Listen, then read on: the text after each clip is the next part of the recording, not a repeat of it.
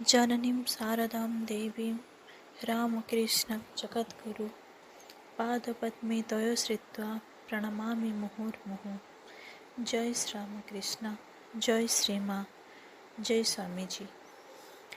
श्री माँ शारदा देवी यानी श्री माँ अपने संतानों से कहती थी कि जब भी तुम्हें कोई विपत्ति पड़ेगी अथवा कोई ऐसा समय आएगा जब तुम्हें लगेगा कि तुम्हारे पास कोई नहीं है और कोई भी रास्ता दिखाई नहीं दे रहा है, तो हमेशा याद रखना कि मेरे कोई नहीं सही, लेकिन मेरे पास मेरी माँ है। माँ ने जो यह अभयदान हम सबको दिया, वह उन लोगों के साथ हमेशा सत्य हुआ है जिन्होंने माँ की इस वाणी पर विश्वास किया और संसार में खुद को अकेला पाकर माँ को ही अपना सब कुछ माना। ऐसे ही एक सच्ची घटना के बारे में आज मैं आप सबके साथ साझा करूँगी कि कैसे माँ अपने संतान के कष्ट को हरती है। यह घटना ज़्यादा पुरानी नहीं है। मार्च 2021 में महाराष्ट्र के नागपुर क्षेत्र में माँ की कृपा की एक अलौकिक घटना घटित हुई। मेरे सभी दर्शकों को मैं अपनी चैनल पे स्वागत करती हूँ। मेरी हिंदी उतनी अच्छी नहीं है, फिर भी मैं माँ की लीला को सबके साथ शेयर करने के लिए यह मेरा एक छोटा सा प्रयास है। अगर हिंदी में कोई गलती है तो उसके लिए मैं आप सबसे माफ़ी मांगती हूँ। अगर आपको ये लीला पसंद आएगी तो प्लीज़ मेरे चैनल को लाइक और सब्सक्राइब कीजिए।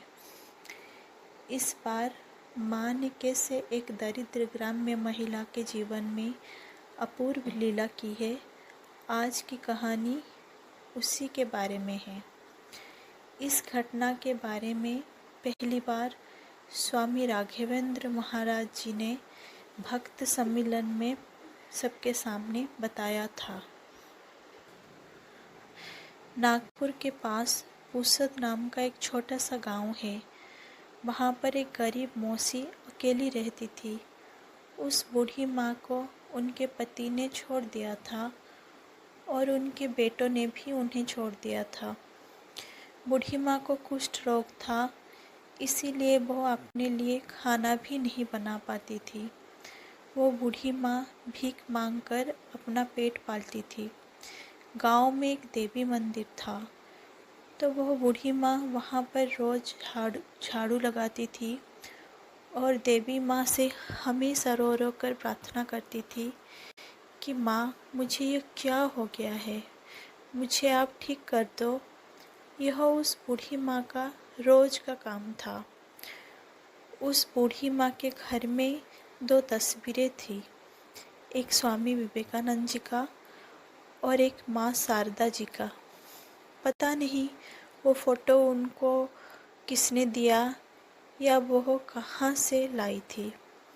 वो बूढ़ी माँ स्वामी विवेकानंद जी को नरीन स्वामी और माँ शारदा को मैडम बुलाती थी।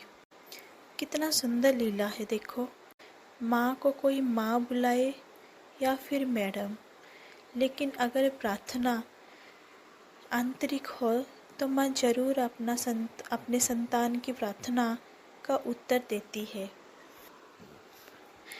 एक दिन माँ शारदा मतलब बूढ़ी माँ की मैडम उनको रात में स्वप्न में आकर कहा, तुम्हारी कुष्ठ रोग ज़्यादा नहीं बढ़ा है, तुम ठीक हो जाओगी। तुम नागपुर जाओ, वहाँ पे मेरा बेटा है, वहाँ पर तो ठीक हो जाएगी। कुछ दिन के बाद वो बूढ़ी माँ बस का किराया जैसे तैसे जुगाड़ करके नागपुर आकर पहुँची। नागपुर के बस स्टैंड पर वह बूढ़ी माँ उन 2 तस्वीरों को दिखाकर सबको पूछने लगी कि यह नरेन स्वामी और ये मैडम कहाँ पे रहती है, मैं कैसे इनको मिल सकूँगी। तो फिर एक व्यक्ति ने उस बूढ़ी माँ को कहा कि तुम धनतौली को जाओ, वहाँ पे एक आश्रम है, वहाँ पे ऐसे ही फ़ोटो है। उसके बाद वो बूढ़ी माँ धनतोली को गई। वहाँ पर रामकृष्ण मिशन का एक केंद्र है और वहीं पे ही रामकृष्ण मिशन का एक अस्पताल भी है। आश्रम में बूढ़ी माँ सुबह सुबह ही पहुँच गई थी। वहाँ पर एक महिला सफाई कर्मचारी झाड़ू लगा रही थी। उसको देखकर वो बूढ़ी माँ ने फ़ोटो दिखाकर पूछा कि नारायण स्वामी और मैडम कहाँ पे है, मुझे उनसे मिलना है। वो महिला ने उनको मंदिर जाने के लिए कहा। जब बूढ़ी माँ मंदिर गई तो उन्होंने देखा कि वहाँ माँ और स्वामी जी की फ़ोटो है।